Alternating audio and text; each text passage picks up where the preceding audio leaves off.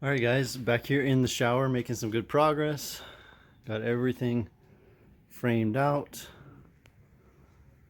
And I'm doing the rough plumbing here for the water supply. So I wanted to show you how to do that. Off camera I kind of got everything ran. Nothing is tightened down. These are all loose and just quote unquote dry fitted. So what you're going to have in a shower is a mixer valve that's going to have your input for your hot, your input for your cold, and then your output for your hot. Okay, so if you just have a shower head, one single shower head in your shower, this will go straight up the wall into your shower head like that right there. If you have a tub, you have another output here that would go down to the tub. Obviously I'm not going to put a tub spout in the shower, so I got that capped off. One quick side note is in the instructions I saw that if you are going to run this for a tub spout, you can't use PEX. You're supposed to use copper, soldered copper. So just keep that in mind. So in my case, I don't have just a shower head. I have, boom, right here. So I have a handheld shower. Here's our normal shower head, and then I'm going to have a rain shower head. So this is what's called a diverter. So our water supply goes out into the diverter, and then from the diverter it's going to go out to each location where water will come out into the shower. So the normal one is for the shower head, which I just showed you right here. This side is going to go to the handheld, which is actually going to be on the opposite side right here. And there will be a kind of a bar on the wall here with the shower head that clips to it that you can pull off, and it's got the hose. And then this side is going to go to the rain shower head, which is all the way up here. So these are really easy to do if you use the PEX system.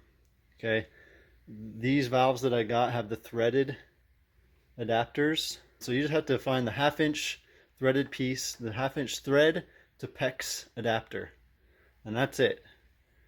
So if you look here, all you do is you have your 1/2 inch thread to PEX, and then you put your PEX on and then run it from there. These little things clamp on and hold it nice and solid and watertight. It's very, very easy to do. So I highly recommend using the PEX system.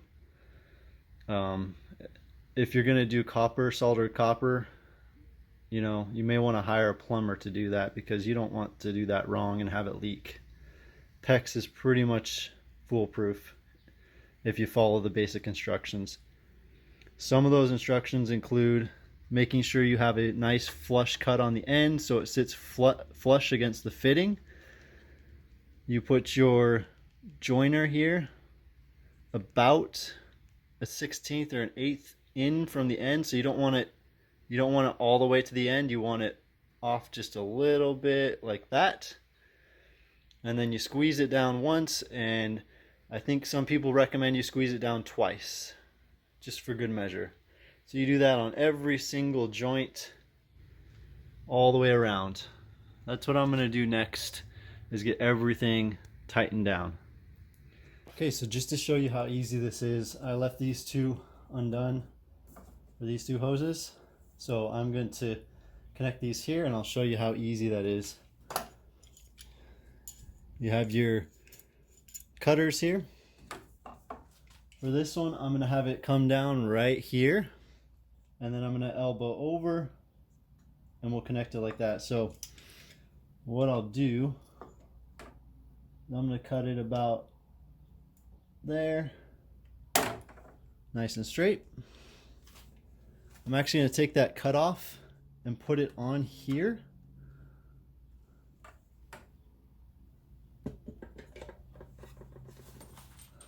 Grab an elbow, let me get one here. Anytime you put an elbow or any kind of connection on, always just put the ring on first, just so you don't forget. Ring on, elbow on. So what you're looking at here is cutting this pipe so it comes up to the end of this fitting, and the whole piece is covered right here.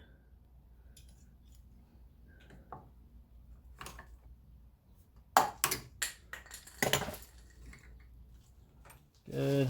I gotta get a couple of rings here.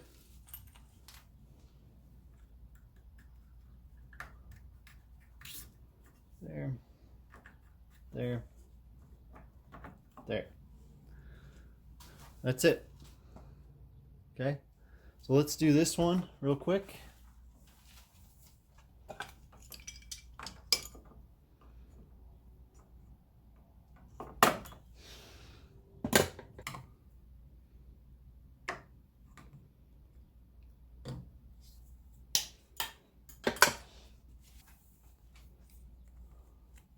One ring, two, put that on there, put our elbow in, ring here, and then connect our elbow. That's it, easy as that. Like I said, you cannot, it's hard to mess up the PEX stuff. So the only important thing is to make sure there's a little gap between the end of the PEX and where you crimp the ring. So I've got the crimper here. This is what it is right here. And you'll crimp down till it clicks. So let's do this one right here. Put it around.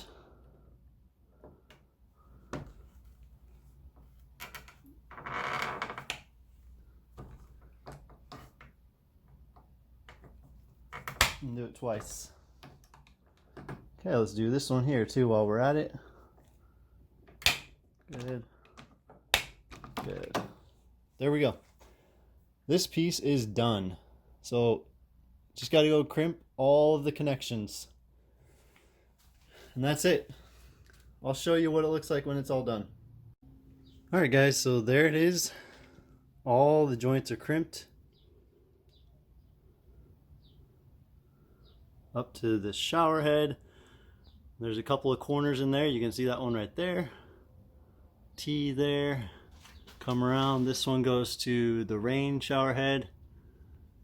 This one goes down to the handheld.